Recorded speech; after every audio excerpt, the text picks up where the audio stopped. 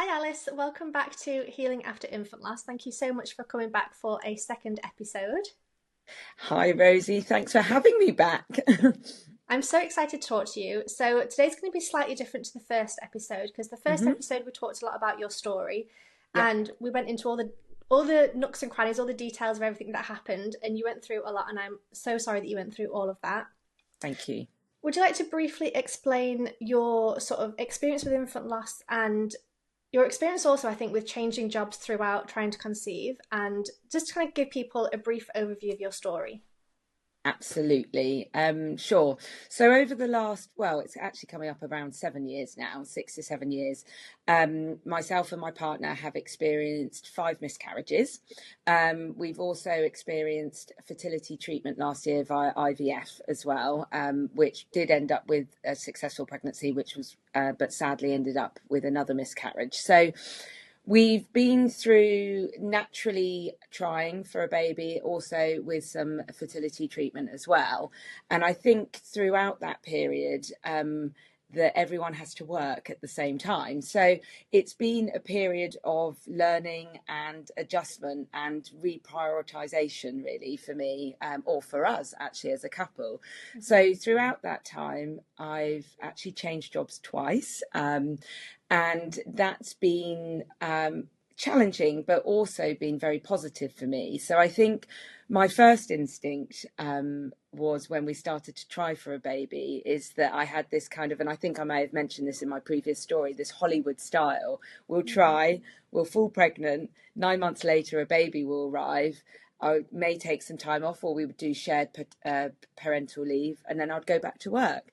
But that didn't happen for us. So kind of throughout kind of one loss to two losses, I was like, I've got to start working on my career as well, as in not let that still be a blocker and still be able to move forward, but also try and make sure that I'm looking after myself and thinking about what our next step of fertility was. So I have moved jobs twice, one of which was last year, the most recent job move. And actually I was actually interviewed when I hadn't even found out my IVF results yet as well. So I boldly applied for a job while I was still in fertility treatment as well. And I think how I got to that point was I realised that I may not have been brave enough to do it if it was my first loss, but I really felt that it was still time, and I just had my 40th birthday. I was like, no, I really want to go for something, and I will try and make it work. But that's because I've had, well, a bout of career coaching myself just before that, which really helped me make that decision. Mm. And then why did you now decide to help people who are also going through infant loss or trying to conceive in their kind of career coaching thing? Because I can imagine, I mean, changing jobs anyway is stressful. Yeah. It's the same with moving house, trying to have children. It's Yeah. all kind of stressful, different situations. And I can imagine trying to combine the two, infertility, infant loss, trying to Yeah. conceive, that kind of whole side of things with changing jobs must be quite stressful. So how did you sort of decide to start helping people on that journey as well? I think through personal experience. So when I trained to be a coach back in 2019, Mm-hmm. and which was at the same time I was colliding with my start of my infertility story, should we say, or journey, or chapter. So and predominantly I was with a company at the time that was predominantly working with women, and it was a conversation that was always coming up, not just about fertility but also menopause and so forth. And it seems to collide with a time potentially a woman and a man's life where we're actually kind of trying to achieve maybe the peak of our career, or trying to climb a career ladder, or actually trying to figure out how we want the rest of our life to be. And I think through my own experience really just made me feel that actually I just want to see if I can support others through to do the same. I think I want people to, I'm really passionate about people reaching their full potential. And I do think at some points in their life, they may just need an extra helping hand or some kind of extra support to actually make sure that could happen. And it's about kind of not allowing certain blockers that are out there and actually realizing you can still do it. And I just kind of lead that with empathy, I think, particularly through my own experience as well. Yeah. I think as well, I think I'd written down, I think it was in your email about, Yeah, when you move to a new job, yeah, what happens if I get pregnant within the first month? Or, are they going yes, to be mad if I take time off because I have a yeah, miscarriage? Or are they going to let me go to appointments and things? There's always different questions that, you know, yeah, if you've been in a job for 10 or 20 years, maybe they know you or whatever, and it's, maybe more comfortable. I don't know, but when you're in a new job, you might need that yeah. support of like, how do you approach that, with your managers, and how can you have these conversations and make them be aware of your situation? And is that the sort of Yeah, thing that you work on as well with people?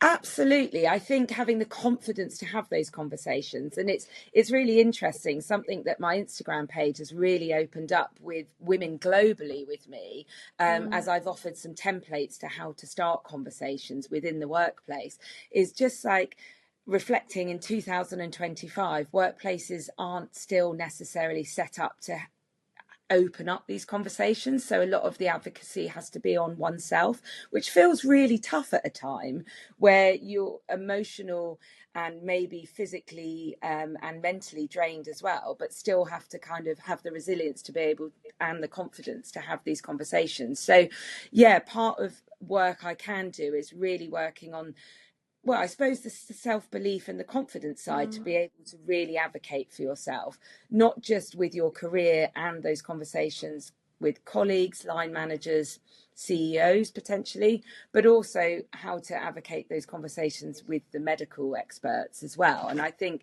I really have this point why I always like to call myself a fertility awareness advocate. Like, let's be, let's kind of keep it strong. Let's kind of know what we can do, and let's have the confidence to know that we can open up those conversations.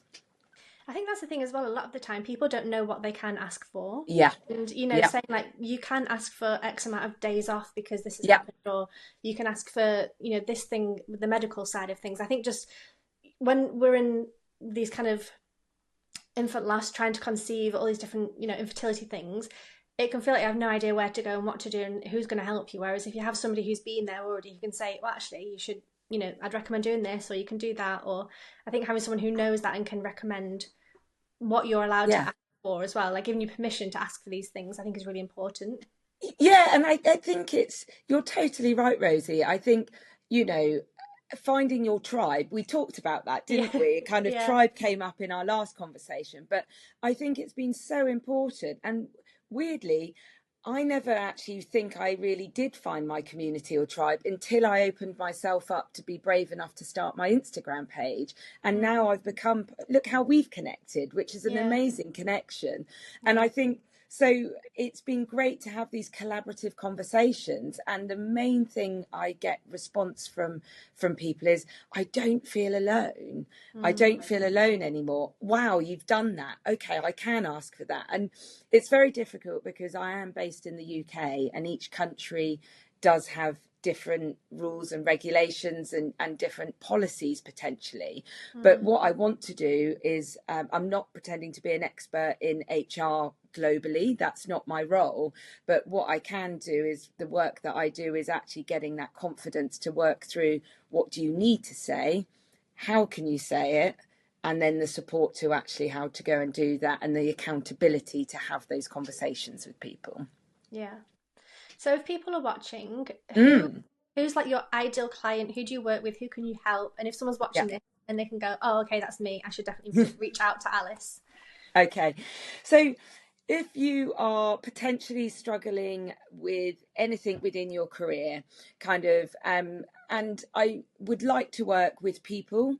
So this is not female focused at Hmm. all, who may be going through a period of their fertility experience that they might just need a bit of extra support at. So if you're feeling at a crossroads with your career, what's next? What do I do? That's where I can hopefully get some clarity and work with you on that. But yeah, anyone who thinks, actually, I just need a bit of help right now, a bit of support, or actually, I don't know what I need right now, Mm, that's also what I can help with. But in regards to age, gender, where you are in your career, absolutely, I am here. So there's no ideal client. It's just kind of going, if you feel you do need something, or actually the feeling is, I'm not sure what I do need, that's what coaching can help with. Yeah. Okay. And then what's your coaching style and your focus? Like, how do you manage the coaching Yeah, thing? that's a good question. I think my approach, and hopefully any coach would agree with me, is curiosity. Mm-hmm. So it's really important. And what I don't want to bring to the conversation is too much of my own experience, because coaching really has to be the person is leading the conversation. But it does help having that empathetic ear, particularly if we are, or I am, working with someone going through their fertility experience. So I Mm. think the empathy there is can be really helpful, but also compassion. I think we're so hard on ourselves individually, and I think work can make you feel, sometimes if something's not happening at work, it can really knock you. So I think actually being able to open up a very compassionate space for people to really feel comfortable and to explore things as well deeply. I think what you said about the empathy thing, I Yeah. think that's like your USP. I think I'm not a business person, but No. the fact that like you have also been through this is so Yeah. crucial, because if I went to a regular career coach Yeah. and they were, oh, you should do this, that, and the other, but they don't understand the background of, well, Yeah. actually, I might have tests, or I might have treatment, or need to plan this for 6 months' time, or this might happen. Like, I Yeah. think with your experience behind it, you have so much empathy and understanding of like the logistics behind Yeah. fertility side of Yeah. things as well.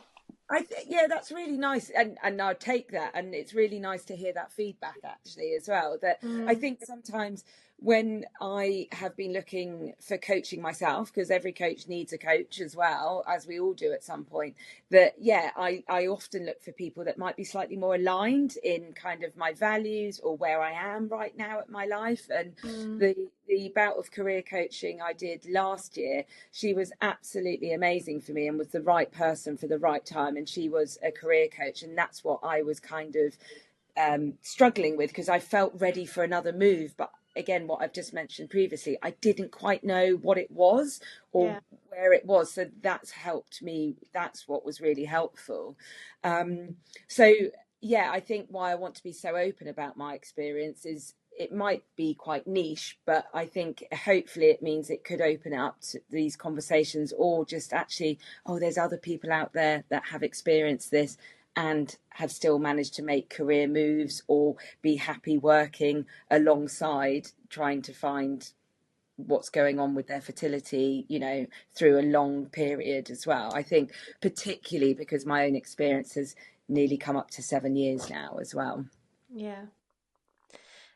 What would be the difference between coaching and therapy? If someone's kind of looking at two different Hmm. options and trying to figure out which way to go, how do you define that? Yeah, that's a really good question. And I often get asked that because, Mm, what do you need? Because quite often there's so many emotions, and emotions are so fluid, aren't they? I'm sure you can empathize with that through a period of infertility. So I think how I like to explain it is that therapy sometimes can be a bit more focused on the past and how to heal.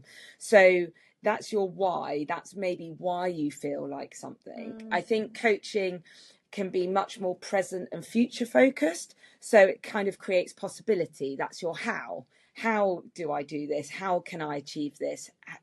So the two can work. And I have worked with clients that are having coaching and a type of therapy as well, and they can mm. work together. But I think that's the best way of exploring, or sorry, not exploring, explaining it, that actually kind of think more about the past, but actually coaching is all self-led by the person and is thinking about the present and the future. And I just love the thing about creating possibility. And I think one thing, when fertility can feel a bit out of control and you might Yeah. not be able to get the answers that you can get, what I can help is trying to get some answers somewhere else in the life to bring that back into control, just to offer a bit more control to the person. Mm. I love that. That's interesting because, like you said, therapy is more. I don't know, I've started therapy recently. It's a lot of like Right. childhood things and like how Yeah. you're brought up and your societal Yeah. expectations and like all these So that's little, the past, like I've mentioned, isn't it? Yeah. yeah. And that's kind of, that's the past. Whereas I guess then with coaching, it's more, okay, well, yes, all of that happened, but how do we push forwards and how do we Yeah. still achieve our goals and do all these things that we still want to Yeah. do? So, Yeah. and often I'll start my conversations with anyone, not just sorry, in a professional coaching sense, but how are you today? Mm, If you think about how we greet our friends, or anything like that, it's such a big question going, oh, how are you? And the typical, again, as I've mentioned, I'm in the UK, is, oh, I'm fine, is the yeah. UK response, isn't it? Yeah. But are you fine? Yeah. So I think, that's a kind of a nugget, kind of actually, like, coaching's about how you are today. What are you feeling right now? And how Mm, can we use that and create opportunity, create potential, create possibilities from that? yeah. If somebody's listening and they have been through Mm, infant loss and mm. they have been off work and they have to go back into work, what advice do you have? Do you have 3 tips or anything kind of? Because I know going back to work, you kind of, people might not know why you've been off work, or maybe Yeah, they do know why you've been off work, or maybe they have that like, oh, are you okay? That sympathy thing that's can be annoying, can be upsetting. Like, yeah. do you have any advice for people going back into work after infant loss or infertility or this big journey that people go through? Yeah. First off, I'm so sorry for anyone that's experienced infant loss. And yeah, having time off and then going back can feel another hurdle to Mm, actually get through. So it's really nice that you've asked this. I think, first off, um, it all depends on the relationship, and what it's very difficult because it's so unique, isn't it? Each person's relationship, possibly with their managers or their colleagues, or the type of work that they do. For mm, instance, I have a lot of conversations with teachers, and okay. that can be particularly hard when you're in a child focused role, which could Mm, be very different from a role that might be, for instance, kind of marketing, or something that's very disassociated as well. I think the first thing is, don't be afraid to actually have a very direct conversation with your manager about how you want to handle it. So this could be done over writing, or it could be a verbal conversation. But I'd always recommend that actually, if you'd like some communication to go out to your close-knit team or to a wider team to explain the circumstance, I think that's absolutely fine. Also, then you can put your boundaries in place. So that would be, I'm coming back from an infant loss, but I'm not comfortable to talk about it. I'm ready to come back to work, and I'd like to be welcomed back with joy. And I'm happy to come back, but right now I'd like no questions to be asked about that. So mm, you could get your manager to communicate that to them on your behalf, and I think that stops a lot of some of the questions. I think with communication, to be clear and direct at a time where you might not know, but I think it's up to you if you want to open up those conversations. So I think that's quite a good one if you feel that you can do that, and then everyone knows how to handle the situation, so you're actually giving people clarity. I don't know if you feel that would be a good idea, Rosie. that is such a good idea because I Yeah. had I think my first miscarriage. I was working in a lavender shop in France, Right. and I had two I'm days laughing off. because of the lavender, not because of Yeah, it no, I was know. just the way you explained lavender shop there. Just the lavender shop in Provence, in Aix-en-Provence. Wow, yeah. I know. I had where am I going with this? Lost my train of thought. Yeah, I had a miscarriage and I had 2 days Yeah, off work, sorry. and I don't think I even told my manager because when I got the job, she asked me, "You're not planning on having kids, are you?" Because she knew I was married, and I said, "No, no, I'm not planning to have kids." Right. And then went on and got pregnant and had a miscarriage. And I didn't tell her. I just said I need some time off work. So I think I had 2 days off. But then when I went back on like the Thursday or Friday, people asking, "Oh, why were you off work? What happened?" And I kind of, it's one of them where do you dismiss it and say, "Oh, nothing, I was just ill," Mm. or do you say, "Oh, actually, I had a miscarriage," Mm-hmm. even though I told you I wasn't going to get pregnant, or like, Yeah. do you? I don't know. And it's then it's hard because you feel like you got to kind of brush it off and not really explain it. Well, I felt like Yeah. that. Like I had to brush Yeah. it off and not explain it because I didn't want to get in trouble for getting pregnant or like Yeah. I didn't want people to know that I had a Yeah. miscarriage. There's that kind of Yeah. shame around it as well sometimes. So I just sort of brushed off, said, "Oh, I was just ill. I just needed whatever." But yeah, I think if you can be open, if you do want to be open with your managers, I think then, then being able to tell the other staff what had happened Yeah. could be helpful, because then there's none of those questions like, "Oh, were you all right? Were you ill? What happened?" Because Yeah. then it's It awkward just trying to gets explain something without really conversation. knowing how much detail to go into and things. Yeah. And like I said, it may not be the right thing for everyone, but if you can feel, or if you were in a coaching relationship with me and I could get you to a point of confidence to be able to do that, Yeah, then that could be one way of handling it. I think just picking up on what you've just explained, Rosie, and I'm really sorry that you felt you could only take 2 days off. Another thing yeah, that comes up an awful lot is I need more time. mm, And I always want to say to people, you're allowed that time. You're allowed to give yourself permission to have as much time as you need. And so I feel that that's the other thing, is ask for more time if you need more time. yeah, Grief, as we all know, is a very wibbly wobbly line, and I've been it took me to my fourth miscarriage to understand about asking for extra time that I needed, mm, and actually realizing, okay, I know time off can be tricky financially for people. So again, I have to be careful what I say, because everyone's situation is very yeah. unique. But again, when I'm working with people, I just want to give them the confidence to advocate for themselves again, of actually, I'm not ready, or it's not right, and this is how I want to go forward. Or the other thing is a phased return. So don't ever be don't ever be worried about asking about potentially a phased return, which is a much nicer, possibly lighter way of getting back into your work duties as well.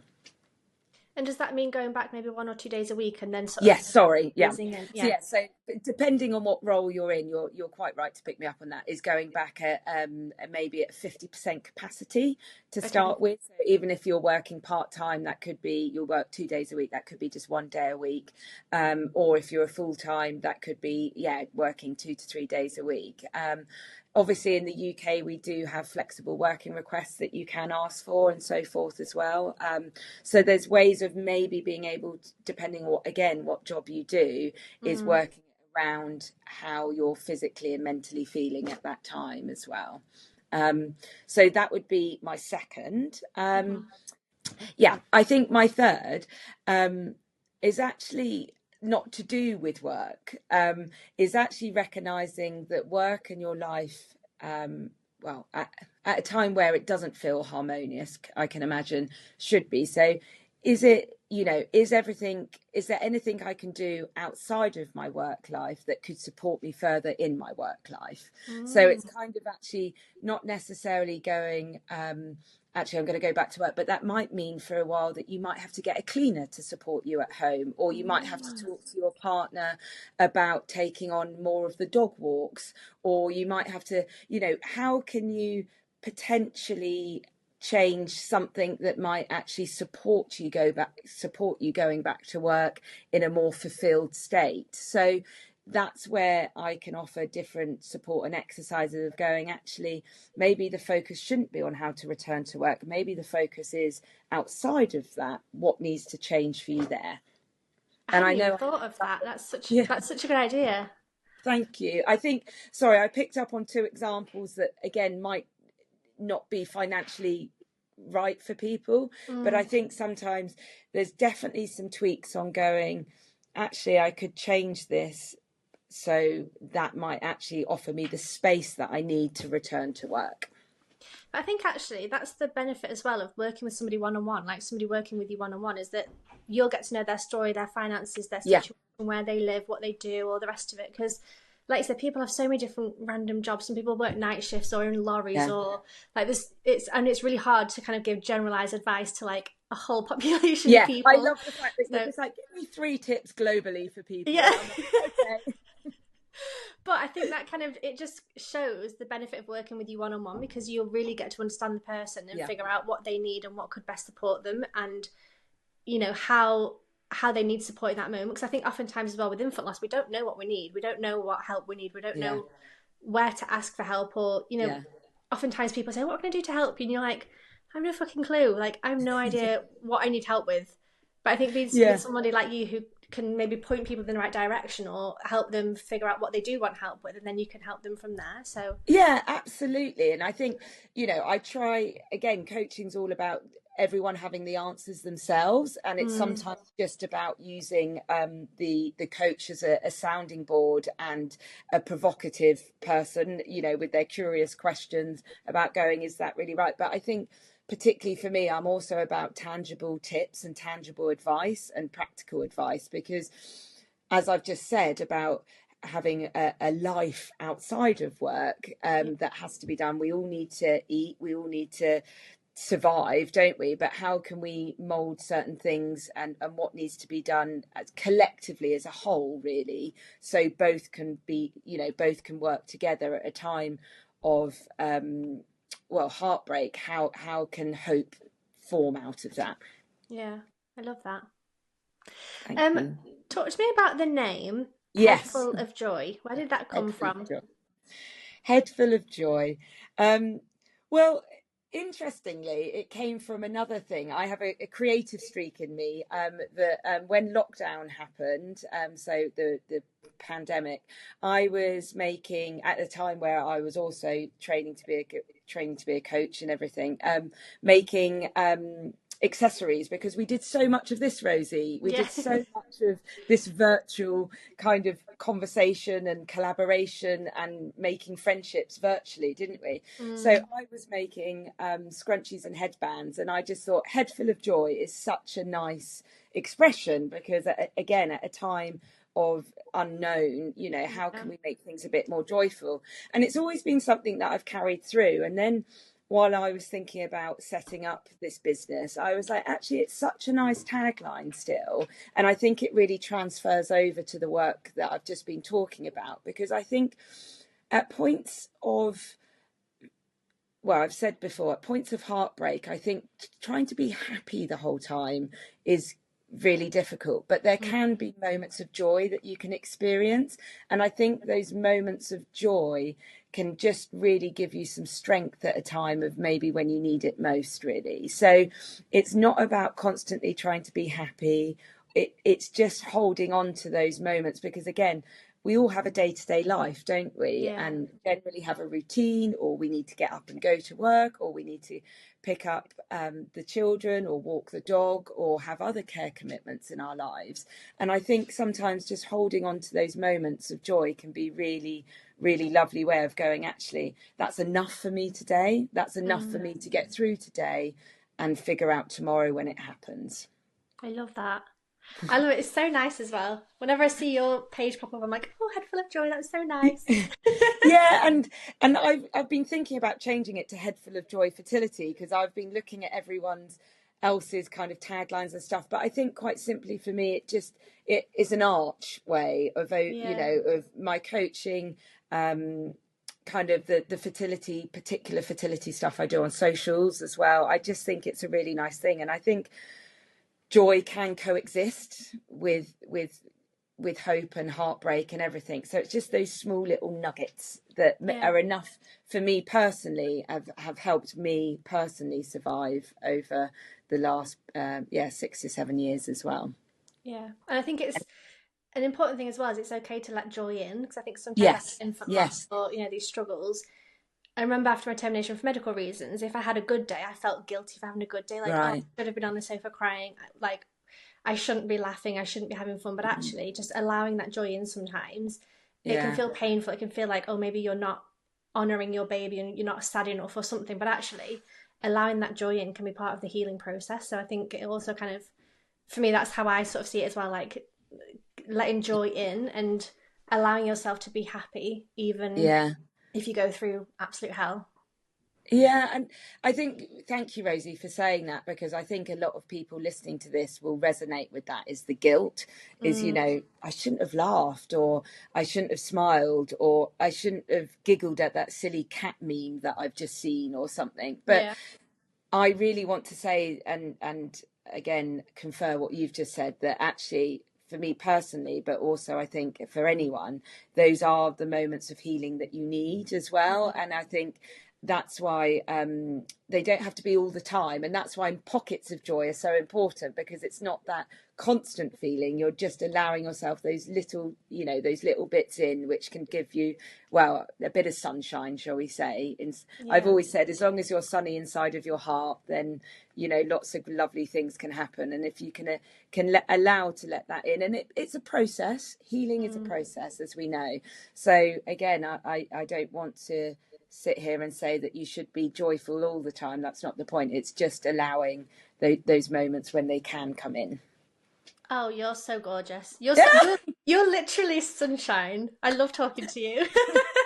Oh, Rosie, thank you. I love talking to you too. I think, yeah, I mean, you can see yellow is my kind of brand colour as well. Like, yeah, I mean, I'm a sun lover as well. And I was just saying to you before we started this conversation, wasn't I, how I've been slightly, with the UK summer, I've been slightly distracted with the sunshine. But no, laughter's been a very good process for me and my partner as well, trying to find the joy and the fun in the very small things. And sometimes it can be the very small things that you need at a time where big things are happening. Yeah. But I can also see that people working with you one on one, like your joy and your happiness is contagious. Oh. So like even talking to you, I'm like, oh, I feel lighter and happier and things. So, even obviously with the career coach and everything else, but Yeah. also just having conversations with you. So you're just a lovely person to talk to. So Oh, thank I you, wish I had you Rosie. when I was going through all my stuff as well, because I think you would Oh, have cheered me up and, helped oh, me on my I know. journey. And I'm so pleased we've met now, and that's it's lovely, and which is why I'm really pleased I was brave enough to even start this page at the Mm, beginning of the year, because it's really opened up this, as going back to the beginning of this conversation, this amazing tribe. And I think that's so important to have at a time where you don't know. And I wish I had had all of your knowledge and support as mm. well, but we've now found each other, Yeah. and I hopefully we'll find lots of others of you that will come and join us. And and if you need any help and support, that I will be as sunshiny as I can be throughout it. Is there anything else you want to add on, or anything else you want to talk about in terms of your coaching or your business, or anything else um you want to mention? no, I think just finishing up to say that there's a lot of pressure for people to think to have it all, and Mm, I'm not a believer in saying that you can. Let's be realistic about it, but there is place for fertility experience and a career, and I hope to find and help people honor that, really. So I think I'm not saying that that I'm trying to enforce people to be climb the career ladder while going through such a difficult time, but there are places to be able to honor that together. So that's where I'm really kind of coming from, that I'm here to support and help throughout that period, particularly if it's a prolonged journey as such as well. yeah, amazing. Well, thank you so much for coming on again and for talking about your career coaching and everything that you're working on. Hopefully, we can Thank you. find lots of people that you can help and spread your sunshine energy. Thank you. Thank you so much. Pleasure, Rosie. Lovely to talk to you again. You too.